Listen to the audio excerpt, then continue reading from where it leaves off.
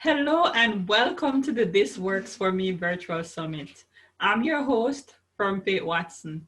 I am the director of the Faculty Development Center at Murray State University. I am looking forward to this conversation today because our guest, Dr. Doyle Friskney, will be providing us with some practical strategies for designing a student support model that is centered on student success. Dr. Friskney, welcome. Thank you. Could you tell us a little bit about yourself, who you are, where you're from, and what you do? My name's Doyle Friskney. I work at the University of Kentucky, recently retired, and now continue to work at the Council on Postsecondary Education, and I teach at the University of Kentucky.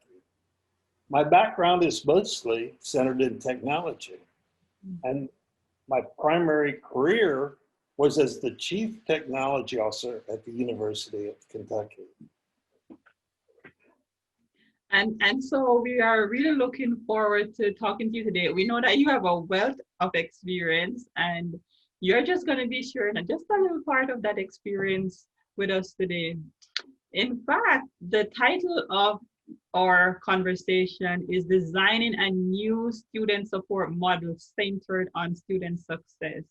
How did you become interested in designing a new student support model? As the Chief Technology Officer at the University of Kentucky, I always wanted to know, were we being successful? We were spending significant dollars on student services and student support. To get an answer to this question, I decided I needed to speak to students. So for a number of years, I had a goal of talking to at least 200 students a year on what worked, what helped them become a better student, what allowed them to be successful in their major, what it eventually ended up in the student getting a degree from the university and pursuing a career. And I found some interesting answers to the question I was asking. Wow. So what happened when you spoke to these students? One of the questions I would ask the students were, do you use our student labs that we've established across campus? And I realized that most students, for a number of years, had their own students. And the answer was generally no. Sometimes to check email, other times to print a document out. But they're studying and they're actually completing their assignments wasn't done at the university in the very expensive labs that we had created. But what we then asked the question, and most of us would laugh, is, have you ever gone to the library? And a large number of students answered no. And even today, as I teach at the university, juniors and seniors, I ask them, have you been to the library to complete my assignment? And the answer is often no, which caused me then to continue to ask, have you ever used peer tutoring services? Have you ever used our former tutoring services? Have you ever talked to your advisor? And many times the answer to these questions were no. So then I started asking, what would help you be a better student? If what we're doing and how we're doing our support isn't being used, what would be useful to you?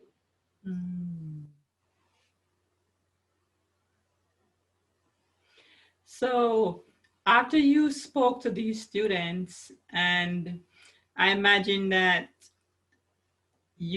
after you saw that there was a problem, that's when you proposed the model. Could you tell us what this model looked like? Could you just describe it a bit for us? I can do that. But what I really would ask you to do is to understand, how much does it cost at your university to support students? I know at the University of Kentucky, I was spending hundreds of thousands of dollars a year building labs that were minimally used. And also, when the students answered my question, that are you using these other services? And the answer was generally no. That the university was actually spending millions of dollars trying to focus on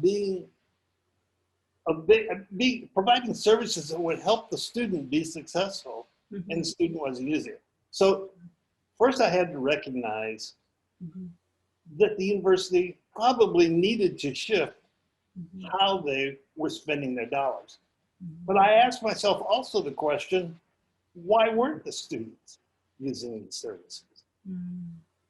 And then I realized the most important commodity a student values is their time at the university. And as I asked the students, where did you spend most of your time at the university? And the answer was generally, I'm either at my apartment, I'm either in the department where my classes are being held, or I'm in the social activities I want to. I realized that over the years, in the past several decades, what the university has done to try to respond to many of the budget cuts is to centralize services. And so there was a library that was decentralized, was centralized. Support services that used to be in each college were centralized. They attempted to improve them, but the problem was they located them somewhere away from where the students were. And as I questioned the student, I realized if it wasn't available when they needed it and how they needed it, they probably weren't going to use it.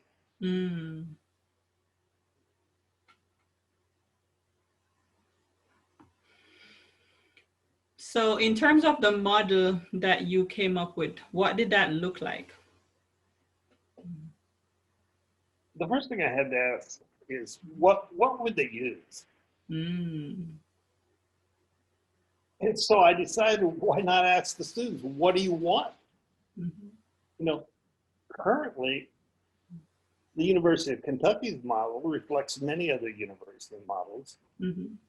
And it's often built and established around what do we think the students want?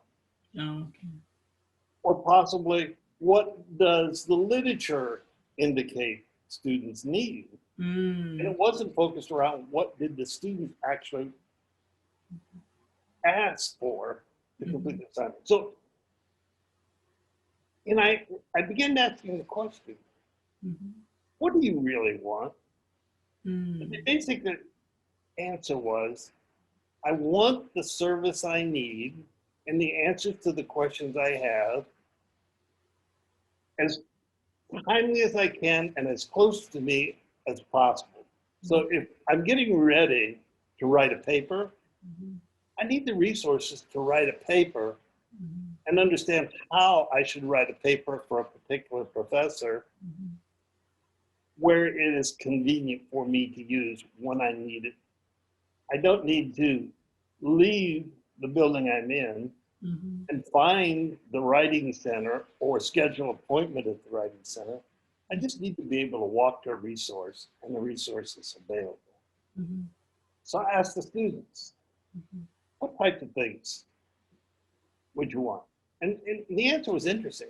It's kind of an age-old question. They would say, when I needed to write a paper, I needed to understand, how does this professor want me to write a paper? When I needed to complete a project, what was expected of me, especially in that class taught by a particular professor? What did other people think about this professor that would help me be as successful as they were? And then they would want access to the resources in a timely and an efficient manner. And usually that meant just using a resource and using someone who could tell them whether it was valuable or not valuable. So they were saying, help me bring the resources close to where I need them. Tell me what I need to know to be a successful student in a particular class, and then a course, and then a program.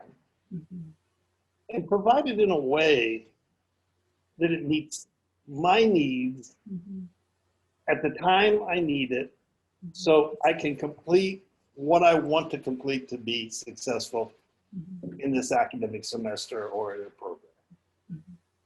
So what they were really saying is, don't centralize your services. Consider bringing the services to me, and I'll use the service virtually. It doesn't necessarily have to be all physical, but help me when I need to be helped.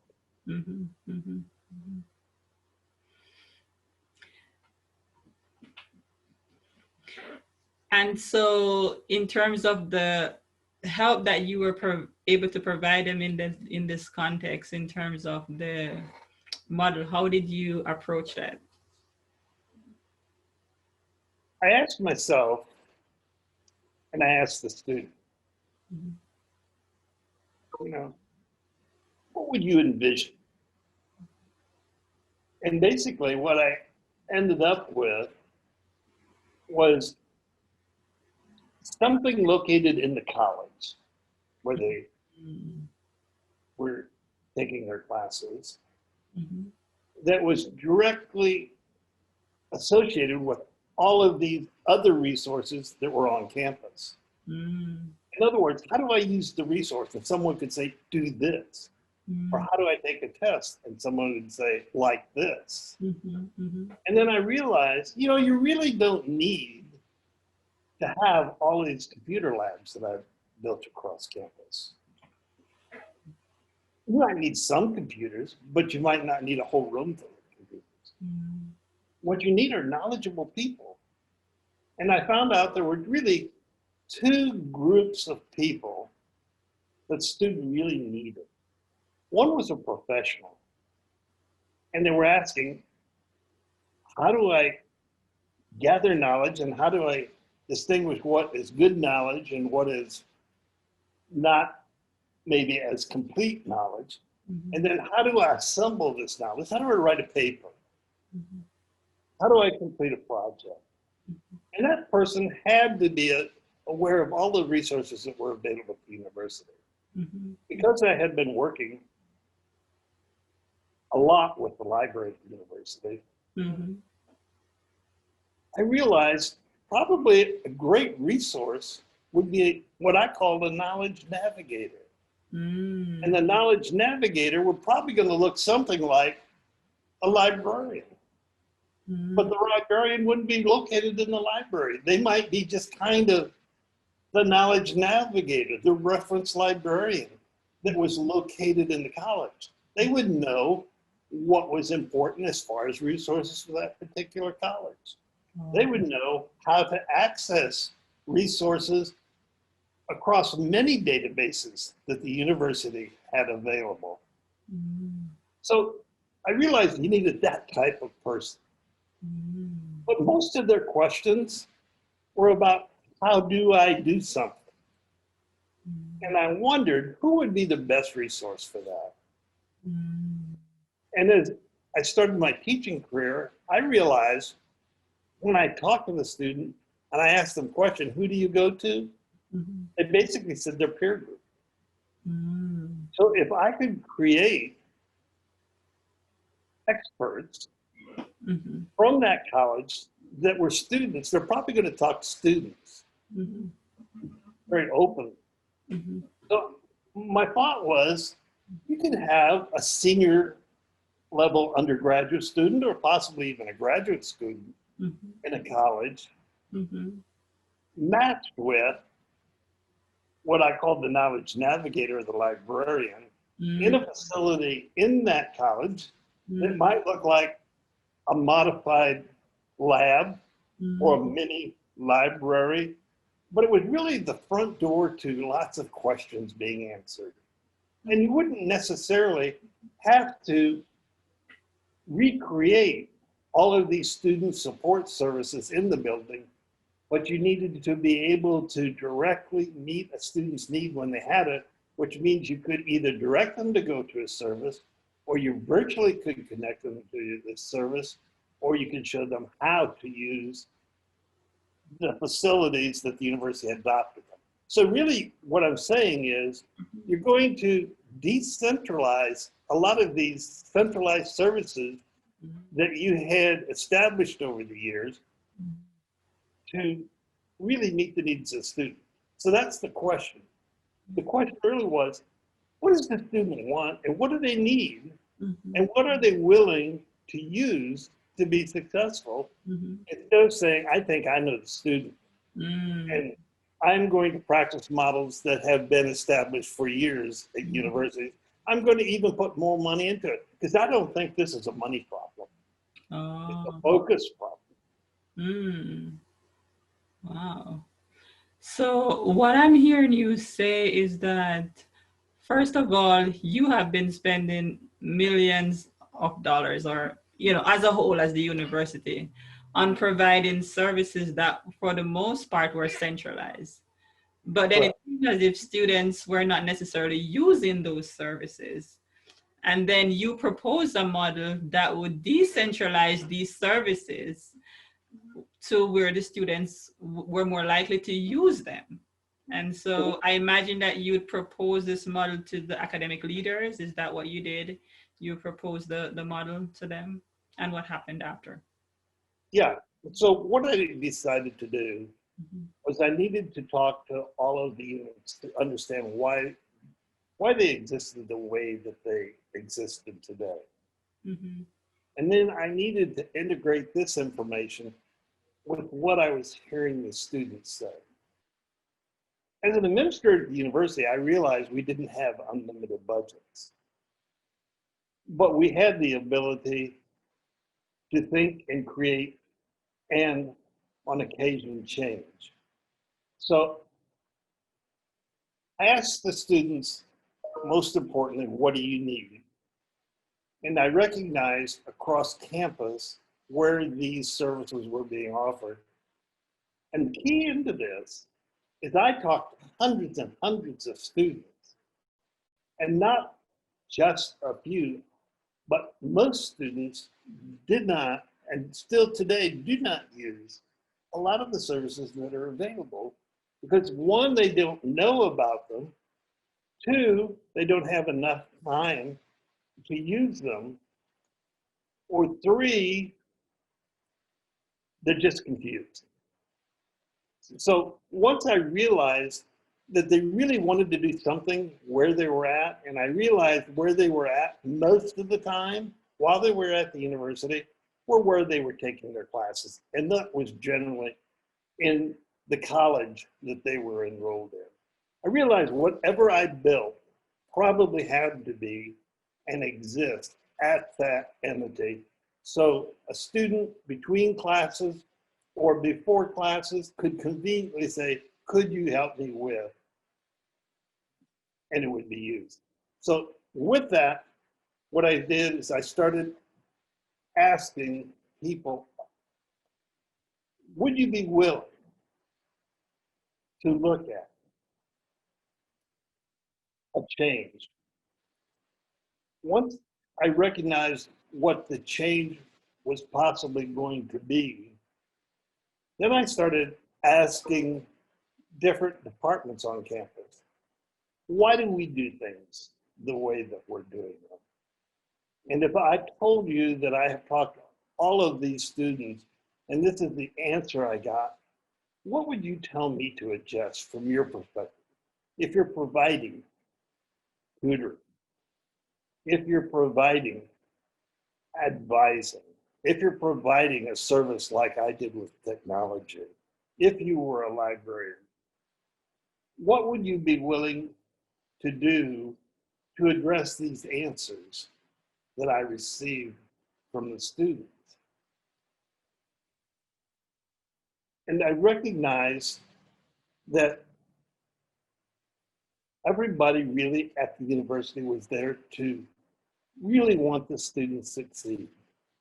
But the problem that we had was we wanted them to succeed within the models that we had previously built.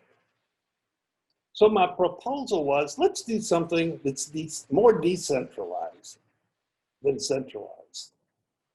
let's do something we know the students will use, where they're at, and where they're at is going to probably be in the department. And let's do it in a way that they'll use it. And that meant that I couldn't send them across campuses, because when they had to do that, and I had asked thousands of children, thousands of students the question, they came back and just basically told me, I don't use these services. I'm either confused, I don't have the time, or I'm not going to make the effort.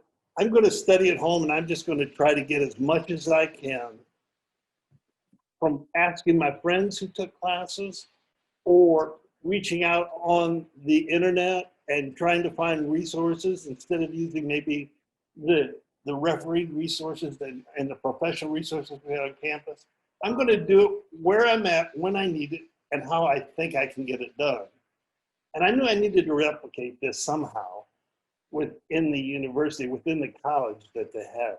So I think you made some good points there in terms of, really stressing the need for students' success to be at the center of these services that we provide. And so you proposed a model where the services would be decentralized and the students would have the support. And I imagine that such a move, such a proposal to administrator would not come without challenges, right? That is absolutely correct. Mm-hmm. The challenge I found was the age-old problem of change, not just in the university, but people are uncomfortable with change. Right. And power and money didn't help, because if you had ever achieved any financial base in your department, you wanted to have continued access to those resources. Or if you had finally become an executive director, you weren't necessarily willing to want to do something other than create the organization that you've always desired to be successful in. And it was built around this particular model that was focused around traditional offering of services at universities. So change was an issue, a major issue. Yeah. So what would you say to our viewers that might be listening now, in the final few minutes of this conversation? What would you say to our viewers? They might be listening, perhaps it's a chief technology officer like you were, or it might just be a faculty wondering how I could help. What you're proposing here is us trying to meet students' need where they are. What would be some first steps that they could do? I would say, if you're a faculty member, or if you're staff support in a college, or if you're an administrator, ask the person that's most important on what needs to happen. In other words, I'm saying, start talking to the student.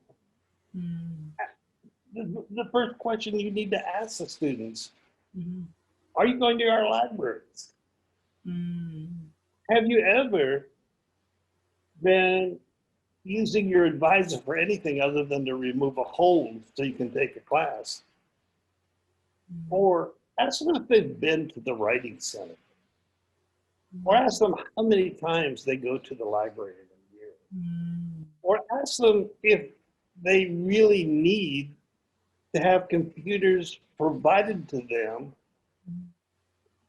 by building computer labs across campus.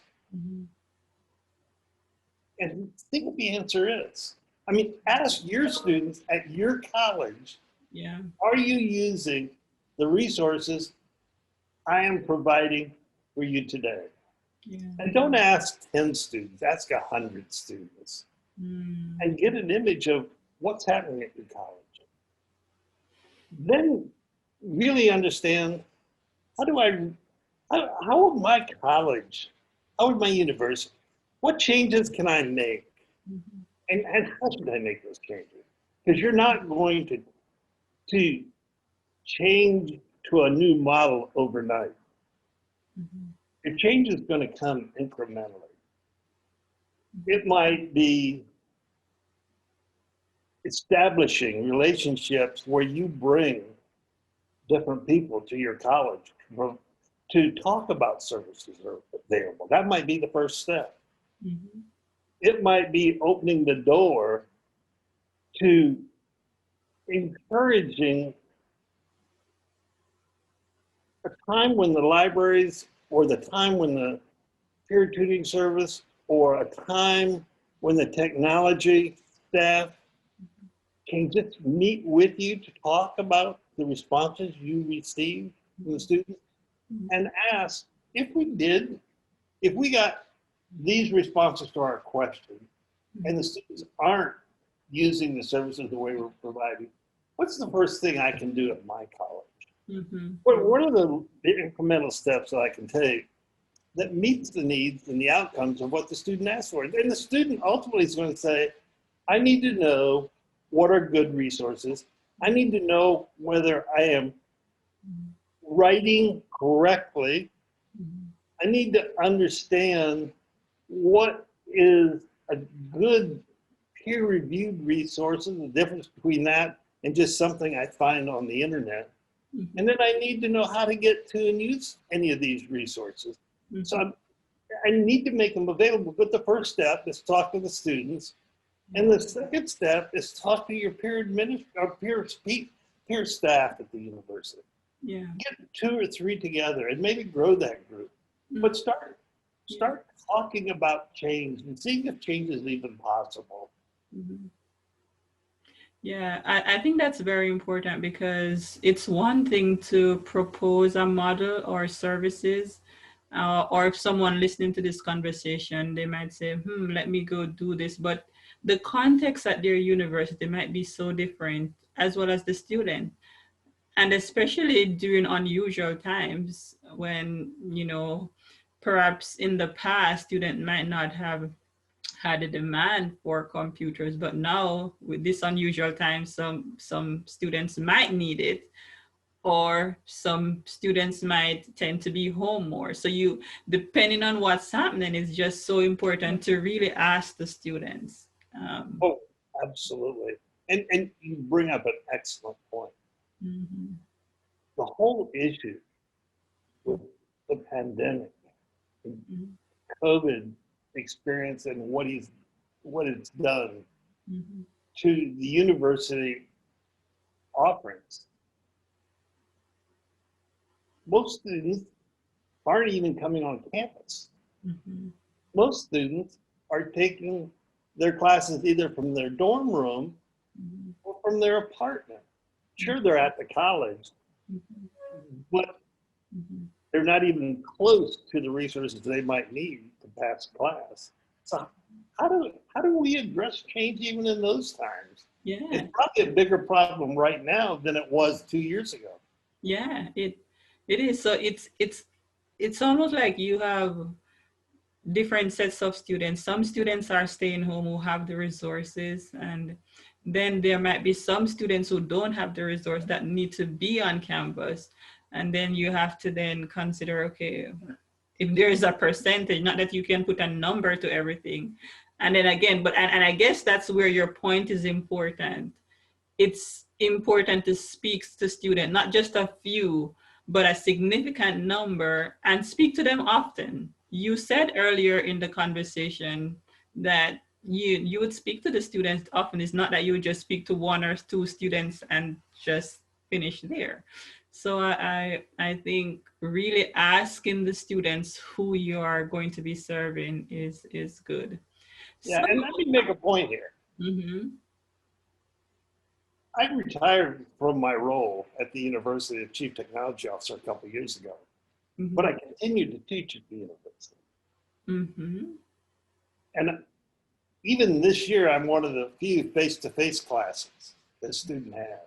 mhm, And I usually have about 30 students in my class. Just recently, mhm, less than 2 weeks ago, mhm, I asked the students how many had been and used the library. And out of 30, I might have had 5 hands. mhm, So ask the students what they need. That's very important. mhm, Ask the students what type of information they need. It's critically important. And then find a way to provide that as close to the student as you can. Yeah. Mhm.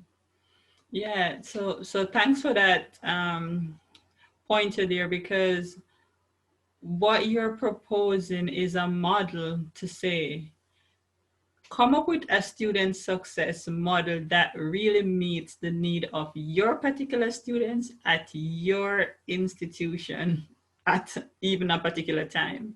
So, are there any resources that you would recommend that our viewers would take a look at? Obviously, I've provided a white paper Mm-hmm. that I've written that I used when I talked to deans and provosts and others at the University of Kentucky, and would encourage you to look over that. Mm-hmm. Most importantly, I would say start talking to the student. Mm-hmm. Just come up with 10 questions and ask the same 10 questions over and over. And you're going to get a sense of priority after several dozens or hundreds of students, and I've talked to thousands, what they really want and what do they need. A lot of times, how do I study for a test? Or how do I complete a project correctly? Or even it might be, I thought I wanted this course and I wanted to major in this, but I've changed it. How do I change? Mm-hmm. Yeah, thank you. Thank you for providing that white paper as well. I imagine that some of our viewers could use something like that to even propose certain types of change that they are thinking about. And viewers, I will be providing a link to that white paper in the video description below. So please feel free to check it out. So Dr. Friskney, thank you very much for taking the time to share with us today. Thank you for the opportunity. And what I would really encourage everyone to do is take the most valuable, take the student, which is the most valuable commodity. I don't know what I can call it a commodity. Look at the student. Yeah. And understand, what do I need to do to make the student successful? Not what did I need to do 10 years ago, but what do I need to do today? And be unafraid to talk to the student. And then talk to your peers. And I don't think we ever get anywhere by telling someone they have to change, but we can get somewhere by sitting down and saying, these are the questions I've asked. These are the answers I was given. Is there any better way to do it than the way we're doing it today? Thank you. Thank you for that encouragement to our viewers. Viewers, I encourage you to check out the resource below and share this conversation with others. And we look forward to seeing you in the next episode of this virtual summit. See you soon.